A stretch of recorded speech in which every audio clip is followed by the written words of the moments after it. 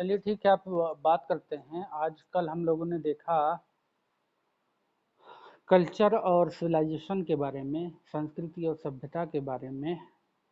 आज हम लोग बात करेंगे इंडस वैली सिविलाइजेशन के बारे में, सिंधु घाटी सभ्यता के बारे में। सिंधु घाटी सभ्यता आपके सिलेबस में जो है, पहला टॉपिक उसमें है Indus valley civilisation, source of information, उसकी जानकारी कहाँ से प्राप्त होती है। दूसरा टॉपिक उसी में है अगला, सोशल लाइफ, सामाजिक जीवन। तीसरा टॉपिक है उसी में रिलीजियस आइडियाज एंड बिलीफ्स, धार्मिक विचार और आस्था, विश्वास। तो और चौथा टॉपिक उसी में है आर्ट, टाउन प्लानिंग, आर्ट, कला, टाउन प्लानिंग, नगर योजना, सिंधु घाटी सभ्यता से इतने टॉपिक हमें देखने हैं बारी बारी से। तो सोर्स ऑफ इंफॉर्मेशन क्या है, सिंधु घाटी सभ्यता प्रकाश में कैसे आई, तो एक एक करके हम लोग इसको देखेंगे। उसका सोशल देखेंगे,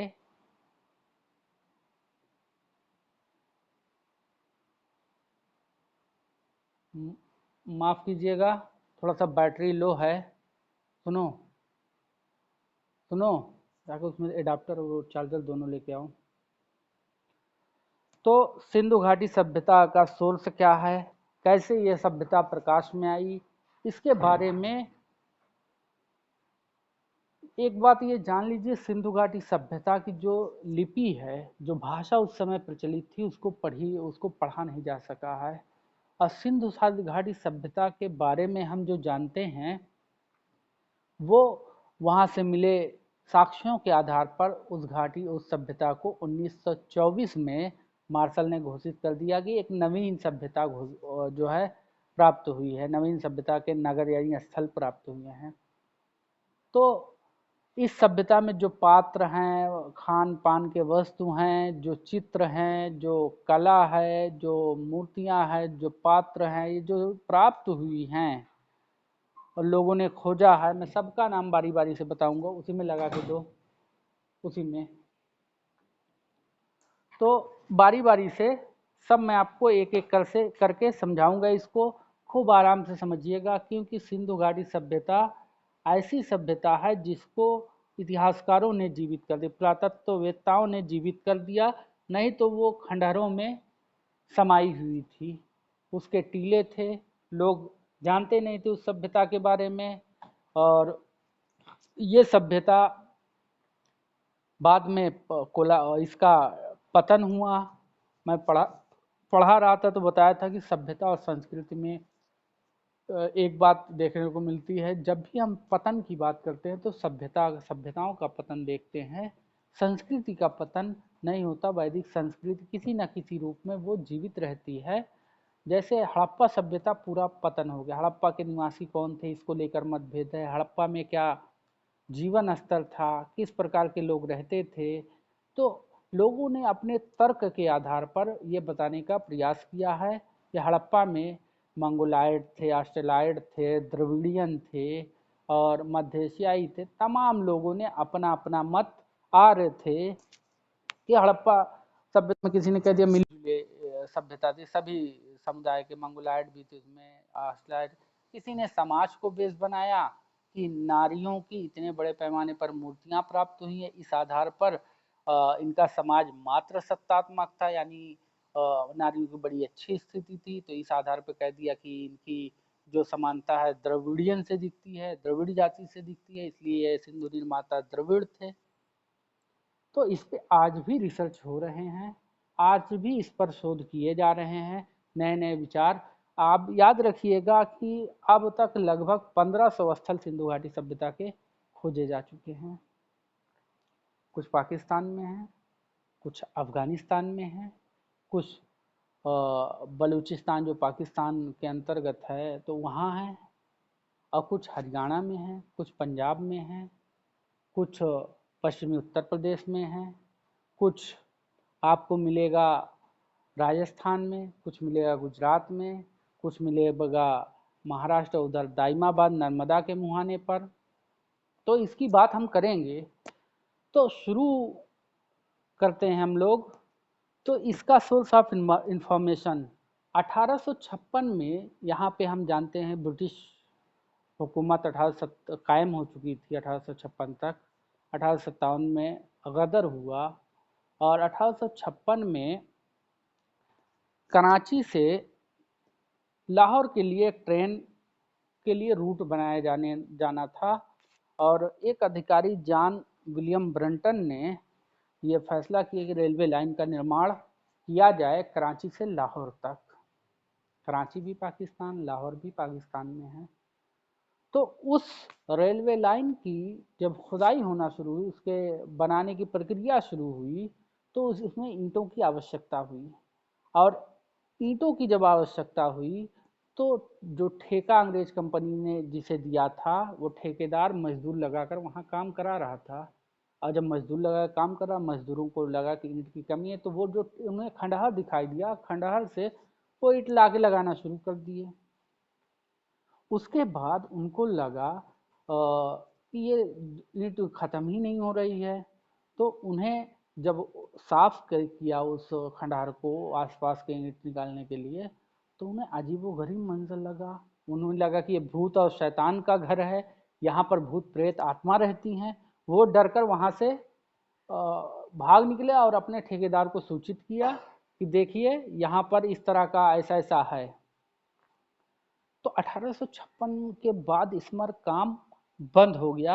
आश्चर्यजनक घटनाएं जो वहाँ घटी कि श्रमिकों को लगा कि यहाँ भूत आ गया, ये जो है भूत आदि का ये डेरा है, तो वहाँ पर उसका काम बंद हो गया और खुदाई बंद करवा दी गई। 1922 ईस्वी में एक बार फिर एक पुरातत्ववेत्ता थे डॉक्टर राखाल दास बनर्जी। डॉक्टर राखाल दास बनर्जी बौद्ध स्तूपों को ढूंढने के लिए गए वहाँ हड़प्पा क्षेत्र में। उन्हें वहाँ पर एक कुषाणकालीन बौद्ध स्तूप मिला भी, लेकिन खुदाई के दौरान उन्हें कई प्रागैतिहासिक मूर्तियाँ भी उन्हें वहाँ से प्राप्त हुई। उनकी जिज्ञासा बढ़ी कि और खोदा जाए। पुरातत्ववेत्ता इसी पर ही डिपेंड होते हैं, इसी से उनका फील्ड होता है। जब और उन्होंने खुदाई की तो उसमें एक पक्की नाली मिल गई उनको और कुछ कमरे मिल गए। जब कमरे मिल गए तो उनकी जिज्ञासा और बढ़ी, तो उन्होंने लेटर लिखा उस समय आर्कोलॉजी विभाग को। आर्कोलॉजी विभाग के उस समय महानिदेशक ने उनकी बात स्वीकार करते हुए वहाँ पर खुदाई की अनुमति प्रदान कर दी। और हड़प्पन सिविलाइजेशन शुरू में जो खोजा गया और उसमें कई विद्वानों ने समय समय पर खोज में अपना योगदान दिया। और उसमें कुछ नाम हम आप चाहें तो लिख सकते हैं या ना लिखिए, सुन लीजिए। इसमें सबसे प्रमुख नाम सर जॉन मार्शल का था, आर्कियोलॉजी के महानिदेशक थे। अर्नेस्ट माइके थे, दयाराम साहनी थे और राखाल दास बनर्जी थे, माधव स्वरूप वत्स थे और एनजी मजूमदार थे, अरियल स्टीन थे, एच हार्गिस थे, पिग्गट थे, बिलर महोदय। इन्होंने सिंधु क्षेत्र में तमाम कई स्थलों की खोज की। उन्हें लगा कि ये बस्ती बस कुछ ही क्षेत्रों यानी सिंध घाटी के रेंज तक ही फैली है, तो उन्होंने इसे सिंध घाटी सभ्यता का नाम दे दिया। लेकिन बाद में जब पता चला ये सभ्यता केवल यहीं तक नहीं सीमित है, बल्कि इसका विस्तार भी और बड़े पैमाने पर है। जिज्ञासा जगती गई, उसकी खुदाई होती गई और खुदाई जब होती गई, एक के बाद एक रहस्य खुलना शुरू हुआ, तो अंग्रेज भी पढ़े लिखे थे, वो समझते थे कि पुरातत्व विभाग का क्या महत्व है। तो उन्होंने इस पर रुचि दिखाई और सब टीम के सदस्यों का नाम बताया मैं। कई भारतीय थे, कई अंग्रेज थे, सब मिलकर खुदाई करवाई। 10 वर्षों तक खुदाई चलती रही और खुदाई में अनेक स्थल मिले। लेकिन एक यहाँ से ऑब्जेक्टिव प्रश्न जब कभी आप परीक्षा देंगे तो बन सकता है, सिंधु घाटी सभ्यता की खोज की जिज्ञासा सबसे पहले जिज्ञासा का अंकुरण किसके मन में हुआ? तो वो डॉक्टर राखाल दास बनर्जी थे। उन्हीं के मन में ये जिज्ञासा हुई, उन्हीं के मस्तिष्क में ये जिज्ञासा हुई, इसको खोजा जाए। इस सभ्यता के रहस्य का रहस्य का जो प्रकाश मिलाया, रहस्योद्घाटन कह लीजिए एक तरह से, वो सर जॉन मार्शल ने किया। मैं बताया निदेशक भी थे। 1924 में सर जॉन मार्शल ने घोषणा की। क्या घोषणा की? कि हमें एक नवीन सभ्यता का प्रमाण प्राप्त हुआ है। तो ये इंटरनेशनल स्तर की बात हो गई। अब तक ये जाना जाता रहा कि मिस्र की सभ्यता और सुमेरियन सभ्यता जो है वो बहुत प्राचीन सभ्यता है। जब इसकी खोज हुई, रेडियो कार्बन डेटिंग वगैरह इसकी कराई गई, वहाँ से मिले वस्तुओं का, तो ये पता चला ये सभ्यता उन्हीं की समकालीन सभ्यता है। कुछ उन सभ्यता के कुछ बस्तियां प्राक हड़प्पा की हैं, कुछ बस्तियां हड़प्पा के वो जो है बाद की हैं, कुछ बस्तियां हड़प्पन हैं। तो ये सभ्यता मिस्र और सुमेरियन सभ्यता से अधिक विस्तृत थी। अब इसकी बात कर ली जाए, उसको सिंधु घाटी सभ्यता तो कह दिया। 1922 में, इससे पहले 1921 ईस्वी में हड़प्पा की जो है खुदाई हुई। हड़प्पा में खोजा गया, तमाम वस्तुएं मिली। हड़प्पा और मोहनजोदड़ो की खुदाई से प्राप्त सामग्री की अगर बात की जाए तो दोनों में काफ़ी समानता दिखाई पड़ती है। समानता के आधार पर ही पिग्गट को एक ही राज्य, पिग्गट ने हड़प्पा और मोहनजोदड़ो को क्या कहा? जुड़वा राजधानी कहा, एक ही राज्य का। तो इस प्रकार से आप देखेंगे कि पिग्गट महोदय ने एक विस्तृत साम्राज्य का जुड़वा राजधानी दोनों हड़प्पा में भी, ये प्रमुख नगरी हड़प्पा में जितनी सब बस्तियां खोजी, जितने साइट्स हैं हड़प्पा की, तो उन साइट्स में सब बहुत बड़े बड़े नहीं हैं। हड़प्पा प्रमुख शहरों में अब कुछ ही हैं। आप देख लीजिए नाम उसका, मोहनजोदड़ो है, ये प्रमुख नगर था। हड़प्पा था, प्रमुख नगर था। धौलावीरा था, प्रमुख नगर था। तो लोथल, चंदहुदड़ो, ये सब प्रमुख नगरों में शामिल थे हड़प्पा के। और आगे जब चलते हैं तो देखते हैं, एक प्रश्न ये उठता है कि इस सभ्यता का विस्तार कहाँ तक था। मैं जैसा कि अभी शुरुआत में बताया कि यह सभ्यता बलूचिस्तान जो पाकिस्तान के अधीन है, और अफ़गानिस्तान, अफ़गानिस्तान के मकरान तट से लेकर आप देखेंगे पश्चिम में आलमगीरपुर, मेरठ तक दिखाई पड़ता है। तो ये सभ्यता बड़ी विस्तृत पैमाने पर फैली हुई थी। तो लोगों ने कहा, हड़प्पा की खोज 1921 में हुई, तो इसलिए इस सभ्यता का नाम अंग्रेजों ने सोचा कि सिंधु घाटी तक ही सीमित है। लेकिन यह सभ्यता जब विस्तृत पैमाने पर बड़ी पाई गई तो इसका कुछ लोगों ने नाम कहना शुरू कर दिया, नाम से पुकारना शुरू कर दिया, यह हड़प्पा सभ्यता है। इसलिए पहला स्थान वही खोजा गया। पहले स्थान के आधार पर इसको हड़प्पन सिविलाइजेशन कहना शुरू कर दिया।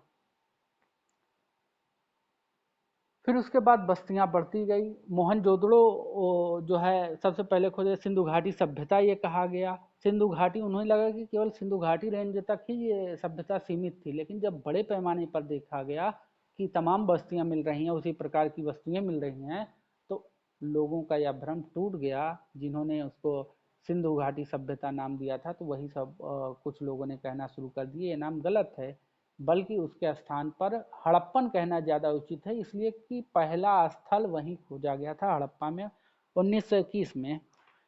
तो आपके टॉपिक जो सिलेबस है बीए थर्ड ईयर का, उसमें इतना विस्तृत तो नहीं है, लेकिन आप ये जब पढ़ ही रहे हैं तो एक बार का पूरा साथ में पढ़िए ताकि आपको भविष्य में भी काम दे। तो एक एक स्थलों के बारे में हम उसका वर्णन करेंगे, कौन कहाँ पे है। तो आइए बात करते हैं इस सभ्यता का विस्तार कहाँ तक था। सोर्स ऑफ इंफॉर्मेशन के अंतर्गत इसको रख सकते हैं। आप उत्तरी सीमा जब देख रहे हैं, हालांकि मैप है लेकिन यहाँ पे तो उत्तरी सीमा जम्मू कश्मीर, जम्मू में मांडा तक थी। इसकी नॉर्थ जो बाउंड्री थी जम्मू कश्मीर में थी। जम्मू कश्मीर के मांडा, मांडा किस नदी पर के तट पर है? चेनाब नदी के तट पर है। जो हड़प्पा की सबसे उत्तरी सीमा जम्मू थी। जम्मू में कौन सा स्थान था? मांडा था। मांडा किस नदी के तट पर है? तो वो चेनाब नदी के तट पर है। इसकी जो दक्षिणी सीमा है, आप नर्मदा आपको दिखाई नहीं दे रहा होगा। हाँ, वॉइस फंस के आ रही है कि आ रही है अब? अच्छा, तो इसकी जो उत्तरी सीमा है कहाँ से फंसी है? यहीं से। इसकी जो उत्तरी सीमा है वो जम्मू तक है। इसकी दक्षिणी सीमा नर्मदा के मुहाने तक आपको देखने को मिलेगा। जो दायमाबाद है, इसका दक्षिणी स्थल अब तक खोजा गया सबसे दक्षिणी स्थल हड़प्पन सिविलाइजेशन का ज्ञात है। और दायमाबाद किस नदी के मुहाने पर है? तो नर्मदा नदी के मुहाने पर है। इंडस सिविलाइजेशन का, यानी हड़प्पन सिविलाइजेशन का, हड़प्पा सभ्यता का सबसे पूर्वी स्थल जो है वो आलमगीरपुर में है।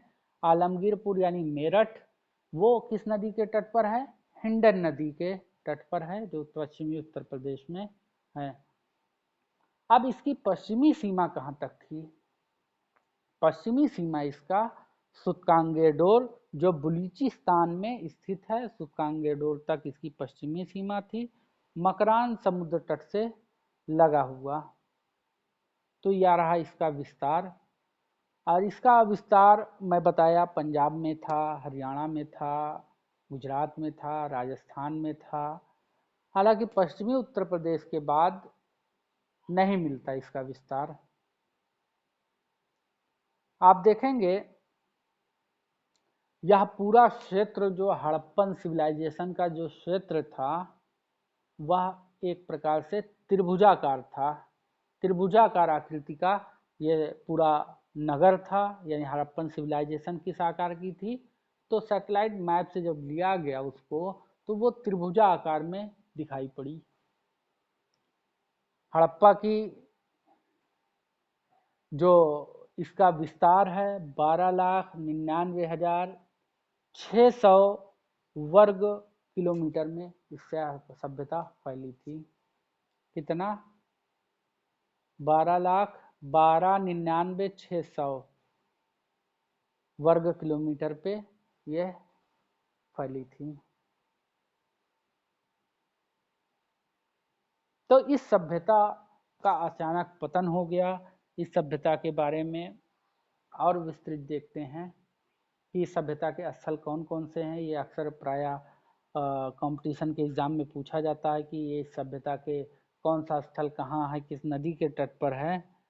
तो एक बात तो यहाँ नोट करने वाली है कि यह सभ्यता सिंधु और सुमेरियन सभ्यता से भी अधिक विस्तृत थी। इसके बाद अगर बात की जाए सिंधु सभ्यता के क्षेत्र जो स्थित हैं, कहाँ कौन से स्थित हैं, तो आप ऐसे आसानी से याद कर सकते हैं। बलूचिस्तान उठाइए, बलूचिस्तान में आपको सुतकांगेडोर मिलेगा, आपको सुतकाकोह मिलेगा, बालाकोह मिलेगा, डाबरकोट मिलेगा, मेहरगढ़।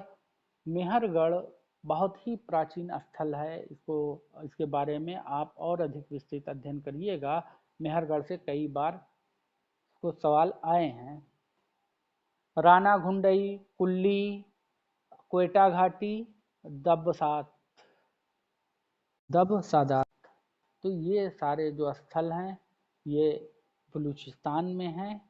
अगर आपको दिखाई दे रहा हो तो मैं आपको लिख के दिखा दूं, लेकिन लिखना तो यहाँ मुनासिब नहीं है। नाम सुन लीजिए, पढ़ लीजिएगा इसको। कभी मौका लगा तो क्लास में मैं इसको लिख दूंगा, आप नोट कर लिया, किताबों में है।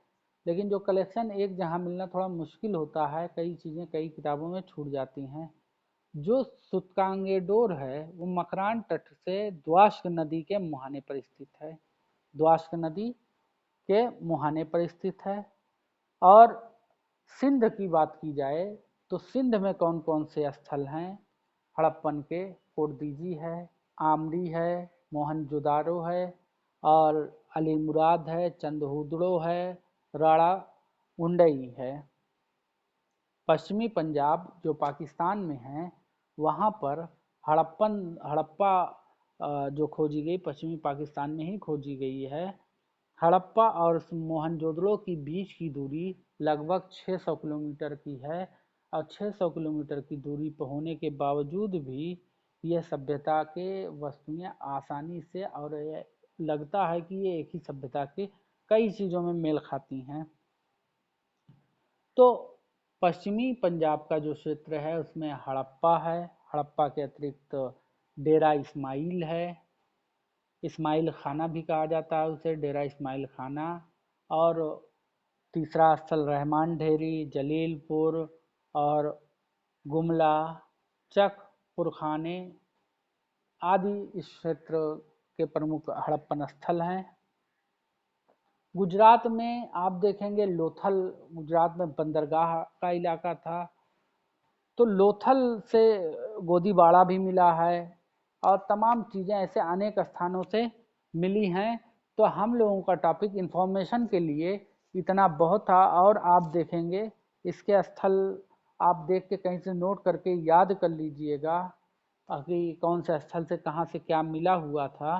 तो यहाँ पे आपका सिलेबस से ये बाहर जाएगा, लेकिन फिर भी मैं कोशिश कर रहा हूँ कुछ महत्वपूर्ण चीज़ें आपको बताता चलूँ। पश्चिमी उत्तर प्रदेश में इसके 3 स्थल प्राप्त हुए हैं। एक तो आलमगीरपुर हो गया, दूसरा बड़ा गांव, तीसरा हुलास। सहारनपुर में हुलास जो स्थल है हड़प्पा का वो सहारनपुर में है। तो पश्चिमी उत्तर प्रदेश, हरियाणा में राखी गढ़ी है, बनावली है, मिताथल, और इसको कोड भी बनाकर आप याद कर सकते हैं जो स्थल है कि उसका पहला अक्षर लेकर उसको पूरा कोड बना लीजिए। कोडिंग करके इन स्थलों को याद किया जा सकता है। और जैसे पश्चिमी उत्तर प्रदेश के 3 स्थलों का नाम बताया मैं, आलमगीरपुर और बड़ा गांव, हुलासर, हुलासर। तो इसको पहला आलमगीरपुर है ए लिख दीजिए, फिर बी लिख दीजिए, बड़ा गांव है बी लिख दीजिए, और फिर एच लिख दीजिए। ए बी एच करके याद रख सकते हैं इसको, या अबहू करके याद रख सकते हैं। आ से आलमगीरपुर, बा से बड़ा गांव, हु से हुलास, हुलास सहारनपुर, अबहू करके याद सकते हैं। याद करने का ऐसे ही तरीका आप इस्तेमाल करें या प्रयोग करें तो चीज़ें आसानी से उसको कोडिंग करके याद कीजिए। जैसे अबहू हो गया या ABH हो गया, ABH जब बोलूं तो हाँ पश्चिम उत्तर प्रदेश से ये स्थल प्राप्त हुए हैं और ये इस नदी के तट पर हैं। तो कोडिंग करके हर विषय में आप ऐसे ही याद कर सकते हैं, याद करने का ये आसान तरीका होता है। हड़प्पा की बात कर लें। हड़प्पा पंजाब के मांटगोमरी जिला में रावी नदी के बाएं तट पर ये बस्ती प्राप्त हुई हड़प्पा की। और सिंधु सभ्यता जो मोहनजोदारो है, मोहनजोदारो सिंधु नदी के दाएं तट पर प्राप्त हुई है, ये भी पूछा जा चुका है। तो हड़प्पा जो प्राप्त हुआ है वो रावी नदी के बाएं तट से, यह बस्ती बाएं तट में स्थित थी, और मोहनजोदड़ो सिंधु नदी के तट पर है, वो दाएं तट पर है। अब सवाल ये पैदा होता है कि यहाँ से बारीक थोड़ा सा ध्यान देने की ज़रूरत है। इसके ध्वंस जो खंडहर है, ध्वंसावशेषों से के बारे में जो सबसे पहले जो जानकारी व्यक्ति ने दिया था वह दिया था 1826 में चार्ल्स मैनसन ने। चार्ल्स मैनसन का नाम याद रखिएगा। उसने सबसे पहले हड़प्पा के खंडहरों के बारे में बताया था। 1921 में सर जॉन मार्शल के नेतृत्व में दयाराम साहनी एक व्यक्ति हैं जो गए वहाँ, और वहाँ खुदाई का कार्य प्रारंभ करवाया और वहाँ से वो उसके नमूने प्राप्त किए। और हड़प्पा प्रमुख नगर है, इसलिए इसको बताना मैं मुनासिब समझूंगा कि हड़प्पा जो एक नगर है, हड़प्पा अलग है, मोहनजोदारो अलग है, चंद्रहूदड़ो अलग है, बनावली अलग है, धौलावीरा और लोथल, गालीबंगा, ये सब अलग अलग क्षेत्र हैं। हड़प्पा में जो नगर था वो 5 किलोमीटर रेंज में फैला हुआ था, लगभग 5 किलोमीटर उसका क्षेत्र में वो फैला हुआ था। तो हड़प्पा में एक दुर्ग की प्राप्ति हुई है। दुर्ग कैसा है? दुर्ग सुभाष सुभाष घई मूवी बनाने में मसरूफ थे क्या? अभी आ रहे हैं? क्यों सुभाष? तो हड़प्पा सभ्यता में बात जो चल रही थी, अनम्यूट कर दो सुभाष। तो जो दुर्ग था वो 5 किलोमीटर, मतलब वो बस्ती जो थी, नगर जो था वो 5 किलोमीटर उसका क्षेत्रफल था और उसमें एक दुर्ग मिला है। और एक चीज़ मैं आपको पहले बताना भूल गया हूँ, हड़प्पा का जो उत्तरी से दक्षिणी विस्तार है वो 1600 किलोमीटर का है। हड़प्पा का जो मैं बताया था कि जम्मू कश्मीर में मांडा से लेकर दैमाबाद तक यानी महाराष्ट्र तक जो 1600 किलोमीटर है, उसका यानी ये ऊपर से नीचे अब पूरब से पश्चिम, ये उसका पूरब से पश्चिम विस्तार जो है, सुभाष अनम्यूट कर दो, पूरब से पश्चिमी विस्तार उसका जो है वो 1400 किलोमीटर है लगभग।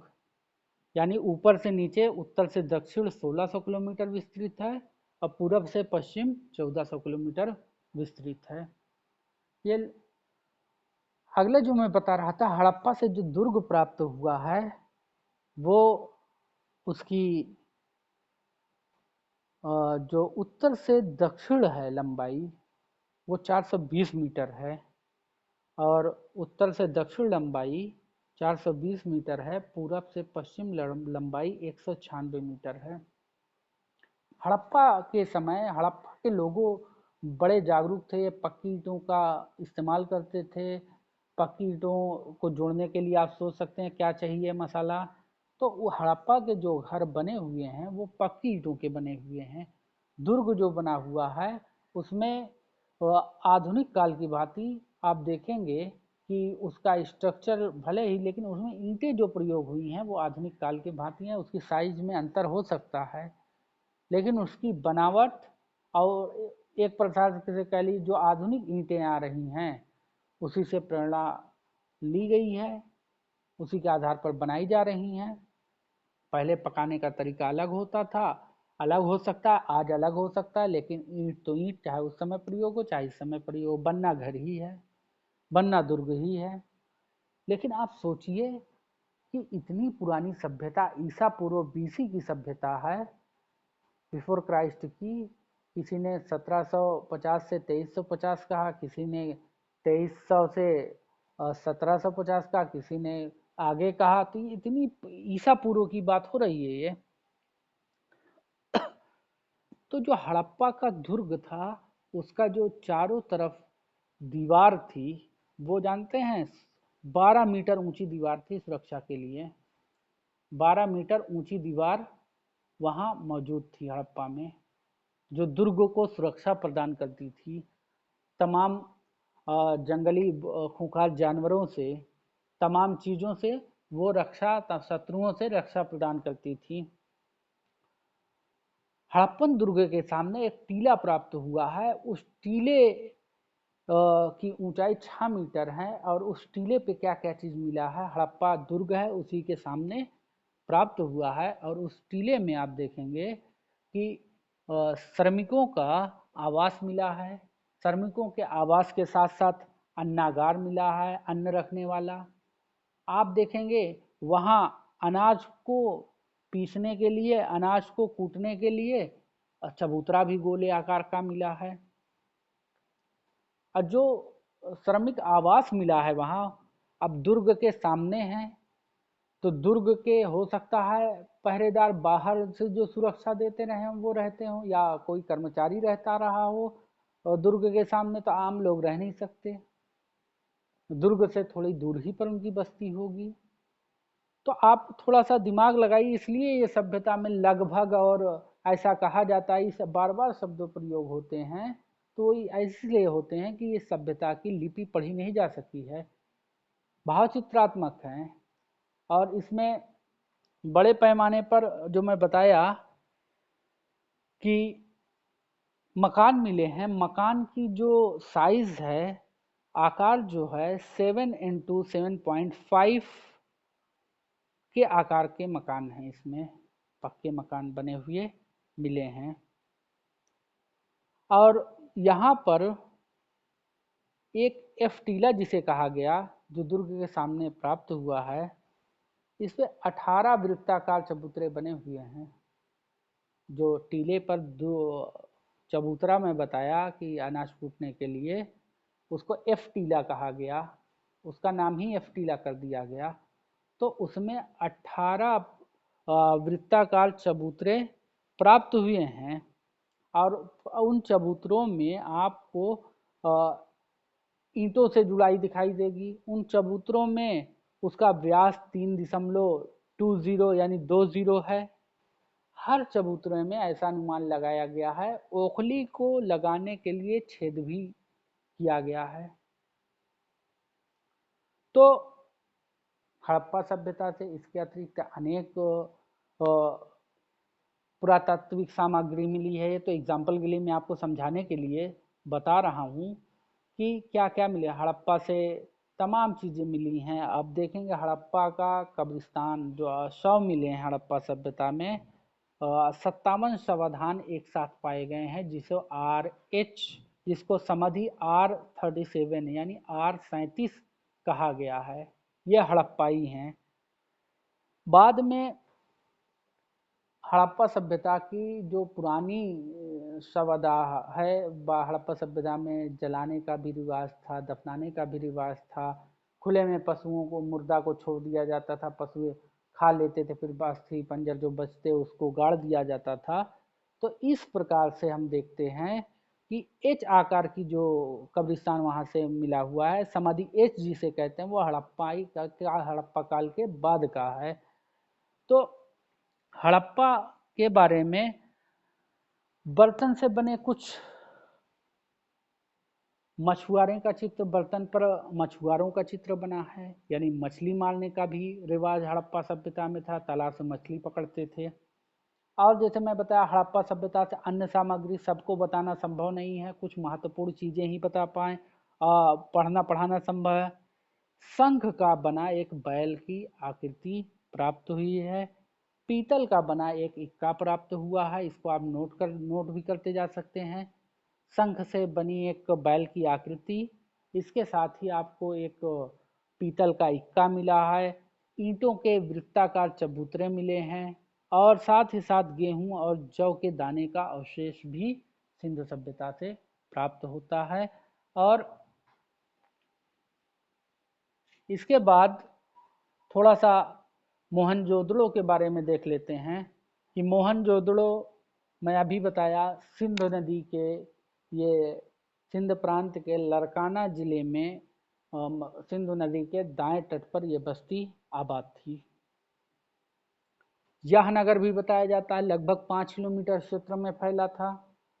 इसको 1922 में राखाल दास बनर्जी ने खोजा। यहाँ एक चीज़ बड़ी ही महत्वपूर्ण मिली है, विशाल स्नानागार, विशाल अन्नागार। जो स्नानागार हैं, आप उसका गूगल पे सर्च करिएगा, विशाल स्नानागार या विशाल अन्नागार, तो आपको आधुनिक काल के भांति जो पक्के तालाब होते हैं उसी आकृति में आपको दिखाई देंगे कि ईंटों से बने हुए तालाब, विशाल स्नानागार जो नहाने के लिए था। और स्नानागार के बगल में कमरे बने हुए हैं। किसी ने कहा ये पुरोहितों के रहने के लिए है, किसी ने कहा ये स्त्रियों को वस्त्र चेंज करने के लिए है।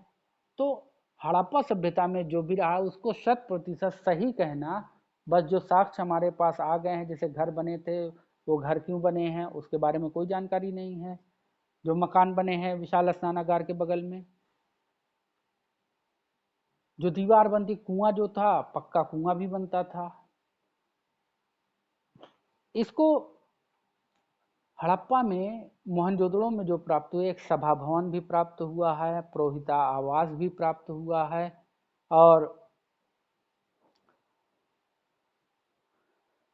इसके पश्चिमी क्षेत्र में स्तूप टीला इसको कहा गया। मोहनजोदड़ो का जो क्षेत्र, जो वहाँ का एरिया है, पश्चिमी एरिया को स्तूप टीला की संज्ञा दी। यहाँ पर कुंभकारों के अनेक अवशेष प्राप्त हुए हैं, छा भट्टों के, यानी कुंभकार जो भट्टे प्रयोग करते हैं पकाने के लिए, उसके छा अवशेष अब तक प्राप्त किए जा चुके हैं। इसके अतिरिक्त आप देखेंगे कि कांसे की बनी नृत्य करती हुई मूर्ति भी प्राप्त हुई है। 1398 लगभग मोहरें प्राप्त हुई हैं। मोहरें उस समय सिक्कों का काम करती थी, याद रखिएगा, ये जो हड़प्पन मोहरें थी। एक शैलखड़ी से बना हुआ 19 सेंटीमीटर लंबा एक पुरोहित का धड़ मिला है। हड़प्पा सभ्यता में एक और भी बात सामने आती है देखने में, हड़प्पा सभ्यता में ऐसी ऐसी मूर्तियाँ मिली, आधे भाग पर ऐसे ऐसे चित्र मिले हैं कि आधे भाग पर आपको मानव की आकृति दिखाई पड़ेगी, आगे आधे भाग पर उसके बाघ की आकृति दिखाई पड़ेगी। तो टोटल हड़प्पा के जो प्रमुख नगर थे हड़प्पन सिविलाइजेशन के, मैं आपको बताया कि वो कुछ ही नगर थे, जैसे हड़प्पा हो गया, मोहनजोदड़ो हो गया, लोथल हो गया, धवलावीरा हो गया, चंद्रहुदड़ो हो गया। प्रमुख अलग अलग क्षेत्रों में अलग अलग प्रकार की सुरक्षा व्यवस्था थी। अलग अलग दुर्ग में धवलावीरा से त्रिस्तरीय प्राप्त हुआ है सुरक्षा प्राचीर। तो अब बात कर लेते हैं हड़प्पा सभ्यता का जो समाज था वो कैसा था। हड़प्पा सभ्यता, कोई बार बार मैसेज कर रहा है सर क्लास चल रही है, उनको मैं बता दूं कि कोई है, देखिए ग्रुप में डाल दीजिए कि क्लास चल रही है। आप लोग व्हाट्सएप ग्रुप में लड़कों के और लड़कियों के ग्रुप में डाल दीजिए क्लास चल रही है बीए फाइनल की। सिंधु सभ्यता का जो समाज था, मैं समाज के बारे में आपको बताया कि चाहे जब का समाज, जब किसी भी समुदाय, किसी भी समय का आपको समाज का वर्णन करना है, तो जो समाज आज है, जिन चीज़ों को आज हम देख रहे हैं, इनके कहीं पूर्ववर्ती रूप वहाँ हमें दिखाई पड़ेगा। स्त्रियाँ समाज में रहती हैं आज भी, पुरुष आज भी समाज में रहते हैं, बच्चे बूढ़े तमाम लोग आज भी समाज में रहते हैं। उनकी आवश्यकताएं क्या होती हैं, स्त्रियों में कौन कौन सी प्रथा है, वो वस्त्र धारण करेंगी, वो आभूषण पहनेंगी, और तमाम चीज़ें जो आज हमारे सामने परिवर्तित और सभ्य रूप में है, वो उस ज़माने में भी व्याप्त थी। कहीं ना कहीं इसका जन्म, जो आज हम लोग आभूषण उपयोग कर रहे हैं, इसका जन्म कहीं हड़प्पा में हुआ, कहीं और भी पहले हो सकता है, अभी तक ज्ञात हो सकता है ना हो। तो जब तक नहीं ज्ञात होता तब मान के चलते हैं कि हड़प्पा से हम लोग ये सब चीज़ें, सारी चीज़ें सीखे, पक्के ईंटों का मकान बनाना, घर बनाना, और ये सारी चीज़ें। तो कोई भी समाज होगा, जब उसका हम अध्ययन करते हैं तो उसमें व्यक्ति सबसे महत्वपूर्ण हो जाता है। व्यक्ति ही समुदाय बनाता है। दो या दो व्यक्तियों से अधिक मिलकर जो एक समुदाय का निर्माण कर, समुदाय से ही समाज बनता है, और समाज का अध्ययन हम करते हैं। मैं पहले लेक्चर में आपको बताया था, व्यक्ति ने अपनी जो है अपनी शक्ति मजबूत करने के लिए ही समाज का निर्माण किया है। तो समाज का अध्ययन जब करेंगे तो समाज के इर्द गिर्द ही बातें हमारी चलनी चाहिए। हम अक्सर ऐसा करते हैं कि समाज के बारे में सवाल आया है, हड़प्पा कालीन सामाजिक दशा पर प्रकाश डालिए, हम लिखते हैं हड़प्पा कालीन आर्थिक दशा के बारे में, तो नंबर कैसे मिलेगा। तो प्रश्न आप एक थोड़ा मोटा मोटा समझिए कि अगर समाज के बारे में पूछ रहा है तो समाज में जो गतिविधियां आज देख रहे हैं आप, वही तो पूर्व रूप में वहां भी चल रही होंगी, लेकिन उसका स्वरूप अलग होगा, उस समय का संसाधन अलग होंगे। लेकिन आज के समय में हमने तमाम ज्ञान विज्ञान की नए नए मार्ग खोज लिए हैं, तो संसाधन हमारे पास हैं। हो सकता है आने वाली पीढ़ियां हमसे ज़्यादा बेहतर संसाधनों का उपयोग करें, या आने वाली पीढ़ियां हमसे बेकार संसाधनों का उपयोग करें। जैसे हड़प्पा सभ्यता मिट गई, वैसे हो सकता है हमारी भी सभ्यता मिट जाए। सभ्यता संस्कृति में आपको पहले और दूसरे सेशन के वीडियो में बता चुका हूँ। तो हड़प्पा कालीन समाज जो था, अब एक एक पॉइंट बात करते हैं। सामाजिक वर्गीकरण क्या था उसकी, समाज की रचना तो मैं बता दिया कि समाज की रचना किसी भी समाज में व्यक्ति से होती है, व्यक्ति ही नहीं है तो समाज की बात ही कोरी कल्पना साबित होगी। तो उसका वर्गीकरण हम क्या कह सकते हैं, हर समाज में आप देखेंगे वैद्य यानी डॉक्टर मौजूद होंगे, हर समाज में आपको कृषक मौजूद दिखाई देंगे, हर समाज में आपको व्यापारी मौजूद दिखाई देंगे, व्यवसाय करने वाले मजदूर, व्यवसायी मजदूर, पुरोहित, आपको ये हर समुदाय में मिलेंगे। हर समुदाय का अपना एक धार्मिक रीति रिवाज और धर्म के कार्य करने वाले अलग। और हड़प्पा का जो समाज था वो व्यवसाय पर आधारित था, वर्ग विभाजन उनका जो था व्यवसाय पर था। अब वर्गीकरण आप कह सकते हैं, हड़प्पा कालीन जो शासन चला रहे होंगे वो पदाधिकारियों का अलग रहा होगा, अपना पदाधिकारी वर्ग समूह। आप इसके अतिरिक्त देखिए हड़प्पा का समाज को 4 भागों में हम वर्गीकृत प्रमुख तौर पर कर सकते हैं। पहले भाग में हम रख सकते हैं विद्वान और बौद्धिक व्यक्तियों को। विद्वान उस समय कौन होता था, पुरोहित होते थे, राजवैद्य, डॉक्टर होते थे, और इसके साथ साथ आप देखेंगे कि ज्योतिषी भी होते थे, पढ़े लिखे लोग। शिक्षा का चाहे जो माध्यम रहा हो, पढ़े लिखे लोग जो थे वो ज्योतिषी का कार्य करते थे। और इसके बाद आप देखिए कि वैद्य राजवैद्य वो जो